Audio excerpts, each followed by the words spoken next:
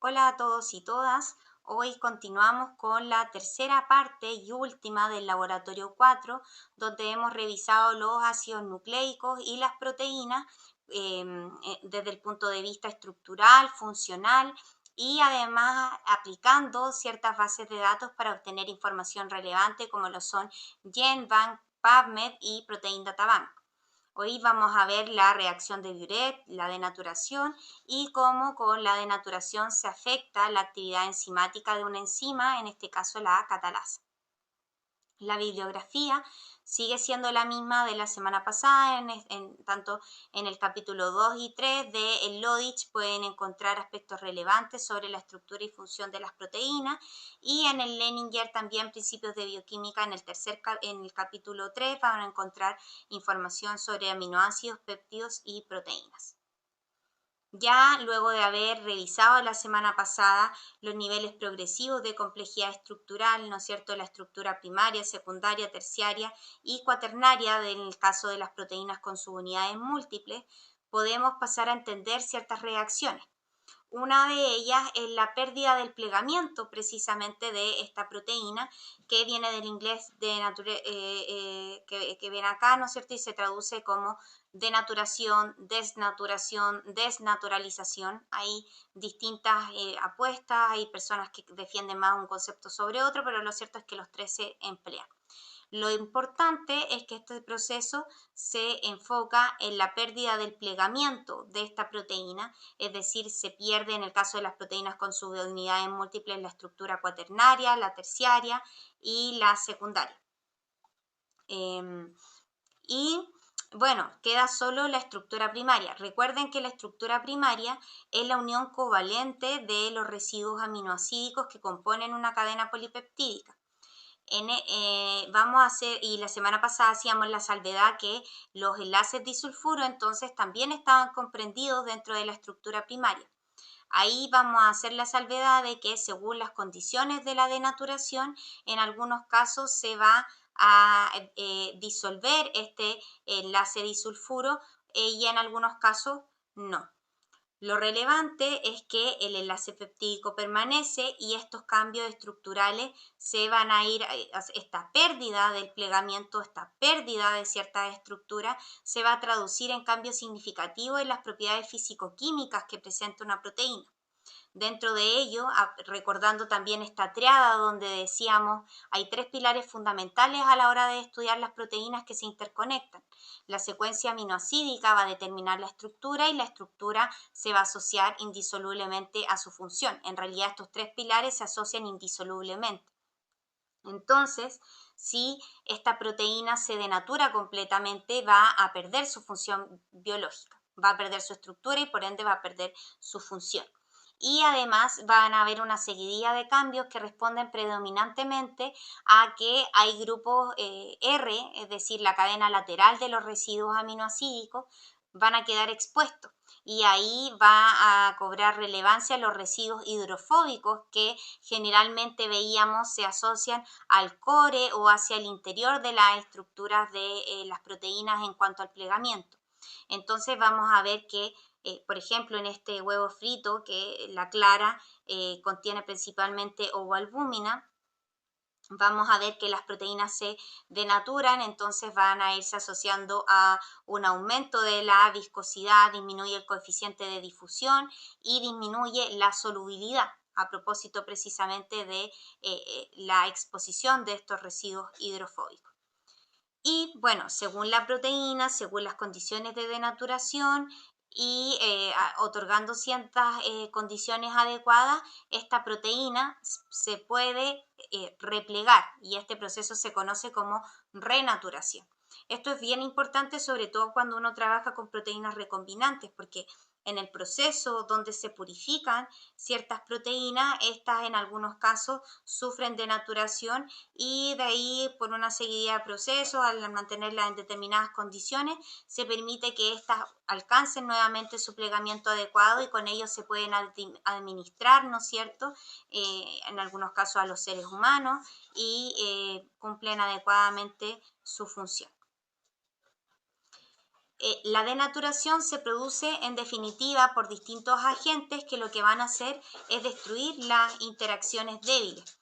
Ahí veíamos la semana pasada, ¿no es cierto?, cómo la estructura secundaria se debe principalmente a los puentes de hidrógeno que se generan entre los grupos carbonilo y amida de la cadena polipeptídica. Veíamos cómo en la estructura terciaria, si bien incidían fuerzas de Van der Waals, interacciones electrostáticas y puentes de hidrógeno también, eran interacciones más bien de tipo hidrofóbica dentro de los residuos con estas características que determinaban la estructura terciaria.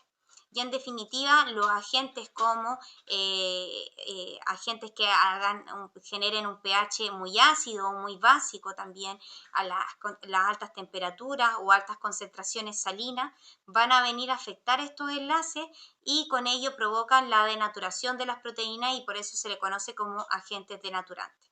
Aquí volvemos a el calor, ¿no es cierto? También hay una denaturación que puede ser mecánica, cuando uno, por ejemplo, genera merengue, ahí hay un aporte no menor que genera la sal, el azúcar como soluto. Es por eso que uno cuando va haciendo merengue puede batir mucho la clara del huevo, pero si no otorga una concentración de azúcar adecuada, 5 minutos, 15 minutos después vemos cómo este merengue, ¿no es cierto?, baja y vuelve a una solución más bien líquida. O también un ejemplo de naturación por sal es lo que permite generar quesillo de la leche. En el laboratorio habían dos reacciones consideradas, una que tiene que ver con calor, y ahí el símil a cuando uno cocina el huevo, ¿no es cierto?, al ver cómo va cambiando la clara, y aquí ven cómo se va poniendo más blanquecina, ¿no es cierto?, se forman ciertos lo que se denomina coágulo, grumos, a propósito de que, y que acá se ve, digamos, como todo más compacto, a propósito de que también disminuye lo que veíamos, la solubilidad, y esto también va a pasar en condiciones de ácido clorhídrico, ¿sí? Si quisiéramos hacer el experimento en la cocina de nuestro hogar, podríamos, bueno, junto con cocinarnos un rico huevo a la once o al desayuno o al almuerzo, tomar una porción de esta clara y exponerla a 2 cucharadas soperas de alcohol, que también por sus propiedades va a generar la denaturación de las proteínas, ahí dentro de ellas la ovalbúmina, ¿no es cierto? Y con ello vamos a ver este color blanquecino también característico de la denaturación. De hecho, si ustedes se fijan cuando cocinen carne, van a ver que este color rojizo de a poco va pasando a ser más blanquecino a propósito de, o más pálido, a propósito también de la denaturación de proteínas. Esto es bastante común. La otra reacción que es menos común pero tremendamente importante es la reacción o prueba de Biuret, que es un método que permite detectar la presencia de 2 o más enlaces peptídicos y con ello nos permite reconocer la presencia de péptidos o proteínas. Recuerden que el enlace peptídico surge de la unión de 2 aminoácidos en los cuales interaccionan el grupo carboxilo con el grupo amino, se libera el hidroxilo del grupo carboxilo, en realidad ácido carboxílico si lo queremos ver desde esa perspectiva, y un hidrógeno del grupo amino. En esta reacción de condensación se libera agua y los residuos aminoacídicos quedan unidos por un enlace peptídico. La reacción o prueba de Biuret va a revisar y ante la presencia de este enlace peptídico va a presentar una coloración morada. Entonces, si nosotros exponemos a la reacción de Biuret al huevo, a la leche, el yogur, la carne, el queso, el quesillo, vamos a ver una coloración morada. Otro aspecto a mencionar es que la reacción o prueba de Biuret debe su nombre precisamente al Biuret, una molécula que se forma al unir 2 moléculas de urea y es la molécula más sencilla que da positiva a esta reacción. Ahora bien, bueno, ¿en qué consiste la reacción de Biuret? En la reacción de Biuret se expone el reactivo de Biuret, que nosotros previamente al estudiar carbohidratos lo hemos visto como reactivos de Fehling A y B, ¿sí? Recordarán ahí eso, pero básicamente contiene sulfato de cobre, que tiene este color calipso, turquesa, a propósito que genera un precipitado, pero en solución acuosa, gracias al hidróxido de sodio o de potasio, ahí se va a generar hidróxido de cobre, por lo tanto va a tener coloración azul. ¿Sí? Lo importante es que estos reactivos, al entrar en contacto con péptidos o proteínas, van a generar una coloración morada. ¿A qué se debe esta coloración morada? Bueno, el cobre, por cierto, es ampliamente utilizado en la química analítica cualitativa. Ya hemos estudiado cómo el sulfato de cobre tiene una coloración calipso, el óxido de cobre que veíamos en la reacción de Fehling que se formaba en el caso de detectarse la presencia de los carbohidratos. Ahí el cobre va a estar como uno más, ¿no es cierto?, en el óxido de cobre y generan en conjunto este precipitado rojizo ladrillo. El cobre como hidróxido de cobre va a tener una coloración azul, por lo tanto si yo mezclo sulfato de cobre y hidróxido de sodio en una muestra que no contiene péptido y proteína, el tubo va a quedar azul, ¿sí? Mientras que si contiene péptido y proteínas va a quedar este color morado. ¿A qué se debe esta coloración morada? Ahí, para explicar el fundamento, volvemos nuevamente a nuestra tablita amiga de las principales características de los 6 elementos que componen las biomoléculas orgánicas. Ahí el nitrógeno vemos que tiene 5 electrones, ¿no es cierto?, en su capa exterior y tiene la capacidad de generar 3 o 4 uniones covalentes. En el caso del nitrógeno de los grupos amida de la cadena polipeptídica, este tiene 3 enlaces, digamos que se van a distribuir como en forma piramidal. Piensen ahí entonces en una pirámide. Más símil es lo que vemos acá en esta estructura. Entonces, acá vemos que este nitrógeno va a estar unido a un carbono, a otro carbono, hacia acá a un hidrógeno. Y acá va a tener 2 electrones que no están generando enlace, pero que sí pueden generar coordinación con el cobre, entonces se forma este complejo que tiene la coloración morada. Acá vemos un video, acá les dejo el link que pueden revisar. Entonces acá ellos mezclan albúmina comercial, o también lo podríamos hacer con clara de huevo o alguna muestra que nos interese saber si tiene o no proteína, y le agrega primeramente el sulfato de cobre. Fíjense ahí en este precipitado, ¿no es cierto?, que yo les decía calipso, ¿no es cierto?, como turquesa, y al agregar hidróxido de sodio se va a ver, ya sabemos que tiene albúmina, por lo tanto sabemos que esta reacción va a ser positiva, y vean ahí cómo entonces se forma esta coloración morada tan bonita, llamativa y clarificadora, ¿no es cierto?, de que acá hay proteínas. En una mezcla de aminoácidos, primero no hay enlace peptídico, por lo tanto la reacción desde ahí podríamos decir que va a ser negativa, pero además alguien podría cuestionarse, bueno, ¿qué pasa con el nitrógeno? Si el nitrógeno acá también va a tener electrones a disposición.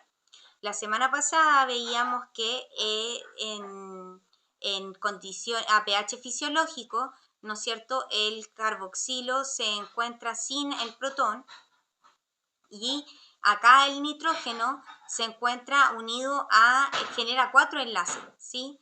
Se une a 3 hidrógenos y a un carbono, es decir, se encuentra como sal de amonio. Entonces, acá va a haber, digamos, una estructura tetraédrica, imaginen una pirámide con una antena, entonces va a haber un efecto alostérico, un impedimento físico que va a impedir que el electrón que permanece sin generar enlace, y por eso el nitrógeno no puede generar 5 enlaces a diferencia, por ejemplo, del fósforo, este electrón no va a poder interaccionar y generar este complejo con el cobre, por lo tanto los aminoácidos disueltos, o sea, no generando ni dipéptidos, ni tripéptidos, ni tetrapéptidos, ni pentapéptidos, ni oligo, ni polipéptidos, van a generar una reacción de Biuret negativa. Si ya yo tengo una mezcla de dipéptidos, tripéptidos, tetrapéptidos, etcétera, lógicamente como tengo un enlace peptídico, sí va a dar una reacción positiva, pero los aminoácidos libres solo no. Finalmente, otro aspecto a ver acá es cómo la denaturación va a ir afectando la actividad enzimática, entonces vamos a estudiar la actividad enzimática de la catalasa. La catalasa es una enzima, es decir, una proteína que se especializa en promover que cierta reacción ocurra. Las enzimas permiten que ciertas reacciones ocurran o aceleran el proceso de determinadas reacciones. Y tienen relevancias fundamentales. De hecho, la catalasa es expresada tanto en organismos vegetales como animales, porque en estos, a propósito de distintos procesos metabólicos que se generan, se produce directa o indirectamente peróxido de hidrógeno. Y este peróxido de hidrógeno a altas cantidades resulta ser tóxico para la célula. Entonces necesita ser rápidamente degradado y la catalasa es la enzima que se especializa en degradar rápidamente el peróxido de hidrógeno, coloquialmente conocido como agua oxigenada, en agua y oxígeno. Aquí les presento la estructura de la catalasa de eritrocito, que consta de 4 subunidades.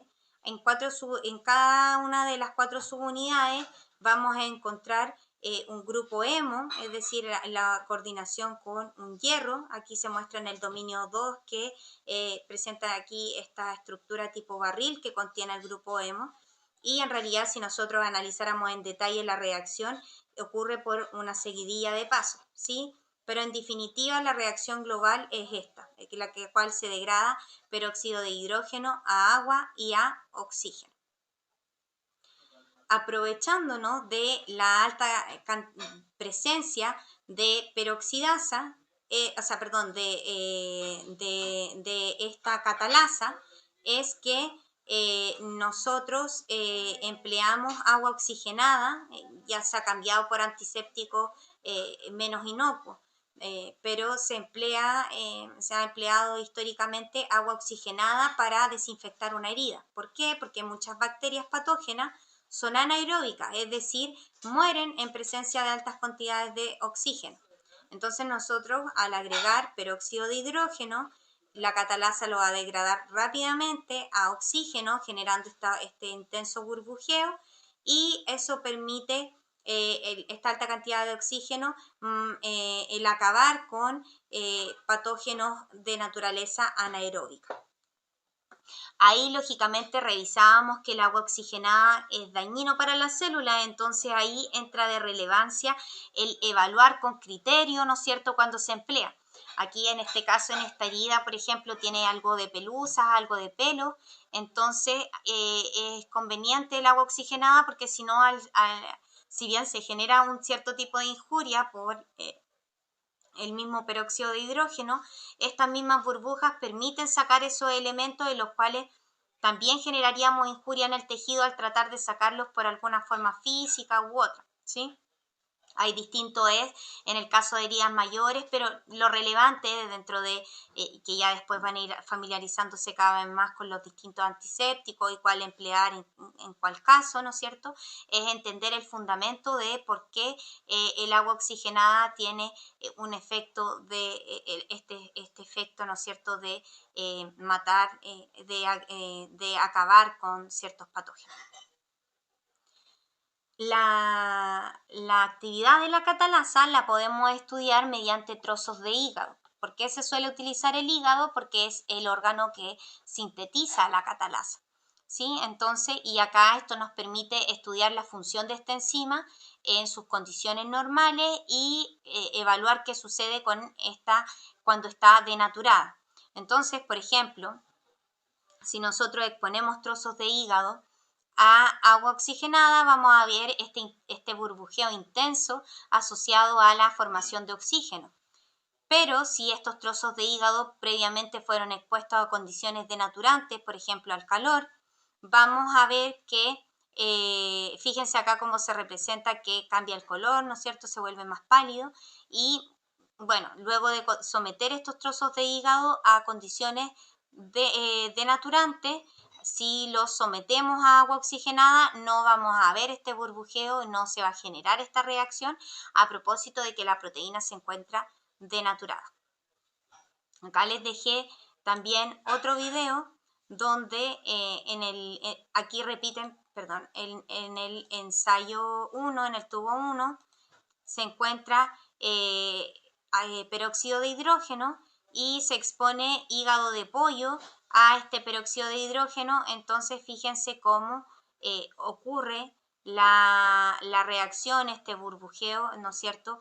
Mucho más intenso lógicamente al agitar y vemos cómo este burbujeo se va acrecentando, ¿no es cierto? Y finalmente llega a la superficie del tubo y bueno, un experimento sencillo para demostrar que estas burbujas son por el oxígeno es homologar lo que ocurre cuando uno le da tiraje a la estufa o cuando uno sopla el fuego o avienta el fuego, ¿no es cierto?, donde le da oxígeno a fin de avivar las llamas. Entonces acá se acerca un fósforo encendido y vean cómo al acercarse aumenta la llama, ¿sí? Y eso se debe a la presencia de oxígeno en las burbujas. Si quisiéramos estudiar un ejemplo de denaturación parcial, es lo que se presenta acá en el tubo 2 con el alcohol. Yo les decía, así como vemos cambios en la clara de huevo, también cuando uno hace carne mechada, carne asada, etcétera, vamos a ver que cuando ésta va sometiendo al calor, va adquiriendo un color blanquecino. Entonces, la denaturación se asocia a eso. De hecho, bueno, con el mismo peróxido de hidrógeno, la proteína va actuando, pero sucesivamente también se va a ir denaturando, pero está a altas concentraciones, entonces eso no lo alcanzamos a ver. Pero en el tubo 2, al exponer con alcohol, expuesto previamente alcohol por 2 minutos, vemos que esta reacción ocurre, pero en menor medida. Lo que sería símil a lo que hubiésemos hecho nosotros en condiciones presenciales es, porque nosotros decíamos vamos a comparar el tubo 1, el trozo de hígado de pollo no expuesto a condiciones denaturantes versus ya denaturado.